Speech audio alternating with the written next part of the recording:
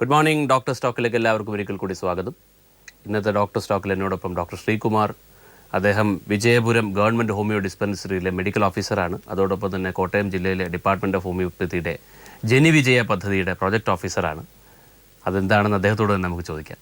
ഇന്നത്തെ വിഷയം ഡയബറ്റീസ് ആണ്. ഡയബറ്റീസും ഹോമിയോപ്പതിയും. ഡയബറ്റീസ് എന്താണെന്ന് ഒരുപക്ഷെ എല്ലാവർക്കും അറിയാമായിരിക്കും. രക്തത്തിലെ പഞ്ചസാരയുടെ അളവ് ക്രമാതീതമായി ഉയർന്നു നിൽക്കുന്നതിന് നമ്മൾ പ്രമേഹം എന്ന് പറയുന്നു. ആ അളവ് കൂടി നിൽക്കുന്നതിന് പല രീതിയിൽ നമുക്ക് ചികിത്സിക്കാം. പല ട്രീറ്റ്മെൻറ്റ് ഓപ്ഷൻസ് അവൈലബിൾ ആണ്.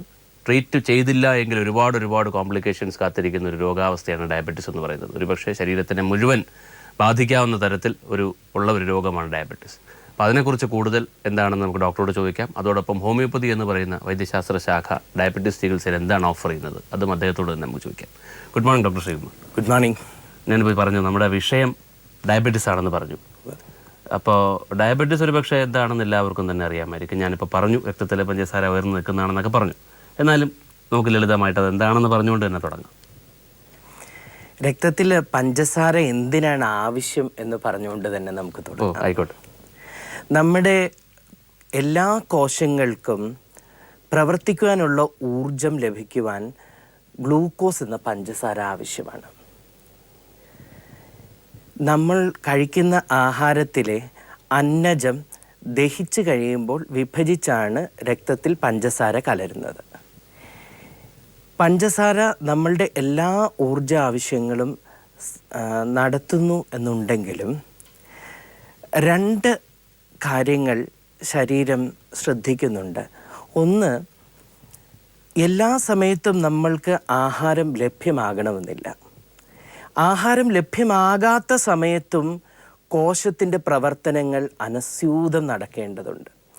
അതിനായിട്ട് അമിതമായിട്ട് വരുന്ന പഞ്ചസാരയെ ശരീരത്തിലെ കരളിൽ ഗ്ലൈക്കജനായിട്ട് സ്റ്റോർ ചെയ്യാനായിട്ട് ശരീരം ശ്രദ്ധിക്കുന്നുണ്ട്. അത് ഇങ്ങനെ അമിതമായിട്ട് സ്റ്റോർ ചെയ്യുമ്പോൾ പഞ്ചസാരയുടെ ദോഷവശങ്ങൾ ഇല്ലാതാക്കുവാനായിട്ടും കഴിയും. എന്തെന്ന് വെച്ചാൽ പഞ്ചസാര കൂടിക്കഴിഞ്ഞു കഴിഞ്ഞാൽ നമ്മുടെ ശരീരത്തിലെ കോശങ്ങളെ അത് നശിപ്പിക്കാനും ഒപ്പം തന്നെ സൂക്ഷ്മമായ രക്തക്കുഴലുകളിലെ ഭിത്തികളിലൊക്കെ തന്നെ അത് കേടുവരുത്തുവാനും ഒക്കെ സാധ്യതയുണ്ട്. അതുകൊണ്ട് ശരീരം പാൻക്രിയാസിലെ ഇൻസുലിൻ എന്ന ഹോർമോൺ ഉൽപ്പാദിപ്പിച്ച് അമിതമായ പഞ്ചസാര ഉടൻ തന്നെ നീക്കുകയും ഒപ്പം തന്നെ നമ്മുടെ കോശങ്ങളുടെ എല്ലാ ഊർജ ആവശ്യങ്ങൾക്കും പഞ്ചസാര നമ്മളുടെ കോശങ്ങളിലോട്ട് എത്തിക്കുവാനും ഇൻസുലിൻ പ്രവർത്തിക്കുന്നു. ഓക്കെ. അപ്പം എന്താണ് ഡയബറ്റീസ്? ഡയബറ്റീസ് എന്തുകൊണ്ടുണ്ടാവുന്നു അതൊന്ന് പറയാമോ?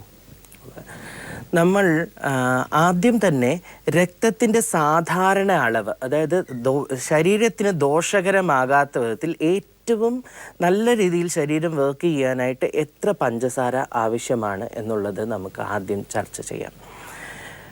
നമ്മൾ ഫാസ്റ്റിംഗ് അവസ്ഥയിൽ, അതായത് ഒരു 12 മണിക്കൂർ നമ്മൾ ഭക്ഷണം കഴിക്കാതിരിക്കുന്ന അവസ്ഥയിൽ ഒരു 60നും 100നും ഇടയ്ക്ക് നമ്മളുടെ രക്തത്തിലെ ഓരോ ഡെസിലിറ്ററിലും പഞ്ചസാര ഉണ്ട് എന്നുണ്ടെങ്കിൽ അതൊരു നോർമൽ അവസ്ഥയാണ്.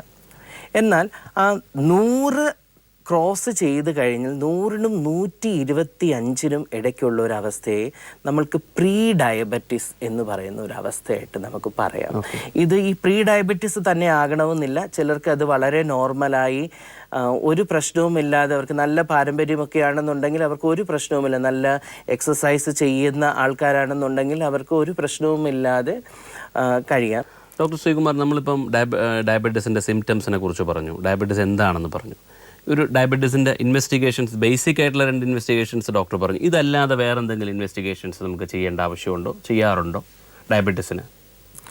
ഡയബറ്റീസിന് നമ്മൾ ബേസിക്കായിട്ട് നമ്മളുടെ ഇൻവെസ്റ്റിഗേഷൻ രക്തം പരിശോധിക്കുക എന്നുള്ളതാണ്. അത് നമ്മൾ നേരത്തെ പറഞ്ഞുള്ള ഫാസ്റ്റിംഗ് ഷുഗർ, അല്ലെ ആഹാരം കഴിച്ചു കഴിഞ്ഞ് 2 മണിക്കൂറിനകമുള്ള ഷുഗർ, ഇത് ടെസ്റ്റ് ചെയ്യുക എന്നുള്ളതാണ്. പക്ഷേ എന്നാൽ ഇതിനെല്ലാം തന്നെ ഒരു ഇന്നിപ്പോൾ നമ്മളുടെ ആഹാരം അപ്പോൾ കഴിക്കുന്നതനുസരിച്ച് ഇതിലൊക്കെ കുറച്ച് വ്യത്യാസങ്ങൾ വരാം.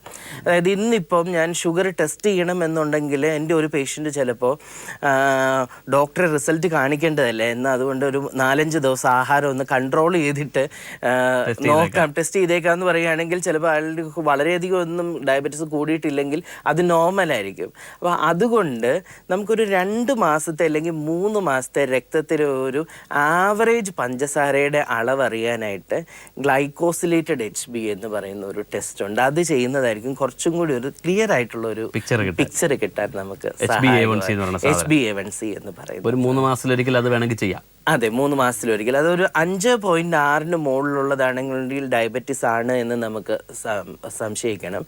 ഒരു 6.5 മുകളിലോട്ട് പോവുകയാണെങ്കിൽ തൊട്ട് ആ കൺട്രോൾ കുറേശ്ശെ വിട്ടു പോവുകയാണ് എന്നാണ് നമ്മൾ അനുമാനിക്കേണ്ടത്. 7 മുകളിലാണെന്നുണ്ടെങ്കിൽ തീർച്ചയായും വളരെ കർശനമായ നിയന്ത്രണവും കൃത്യമായ മെഡിക്കേഷൻ, നമ്മളുടെ ആ ഒരു ഡോക്ടറുടെ മോണിറ്ററിങ്ങും പേഷ്യൻ്റ് കോപ്പറേഷനും വളരെയധികം കൂടേണ്ട സന്ദർഭമാണ് 7 മുകളിലോട്ട് പോയാൽ. എന്നാൽ ചിലർ 8ഉം 9ഉം ആയാലും ഒരു കൂസലും ഇല്ലാതെ നടക്കുന്നവരുണ്ട്. അത് അപകടകരമായ അവസ്ഥയാണ്. ഡോക്ടർ നേരത്തെ ഡയബറ്റീസിന്റെ ചികിത്സയുടെ കാര്യം, ഹോമിയോപ്പതി ചികിത്സയും പറഞ്ഞപ്പോൾ എപ്പോഴും പാരമ്പര്യത്തിന്റെ ഒരു റോൾ ഇതിന് ഉണ്ട് എന്ന് പറയുന്നുണ്ടായിരുന്നല്ലോ, അതെന്താണെന്ന് വ്യക്തമാക്കാം.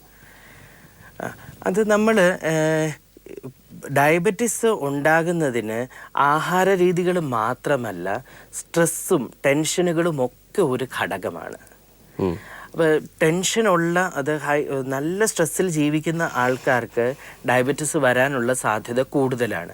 പക്ഷേ എന്നാൽ ഇപ്പോൾ ഒരു രാമു എന്ന് പറയുന്ന ഒരാൾക്ക് സ്ട്രെസ്സുണ്ട്, അയാൾക്ക് ഡയബറ്റീസ് വന്നു എന്നുണ്ടെങ്കിലും ചിലപ്പോൾ അതിനേക്കാളും സ്ട്രെസ് അനുഭവിക്കുന്ന ഒരാൾക്ക് ഒരു അസുഖവും ചിലപ്പോൾ ഉണ്ടാവണമെന്നില്ല. അതിൻ്റെ കാരണം പാരമ്പര്യ ഘടകങ്ങളാണ്.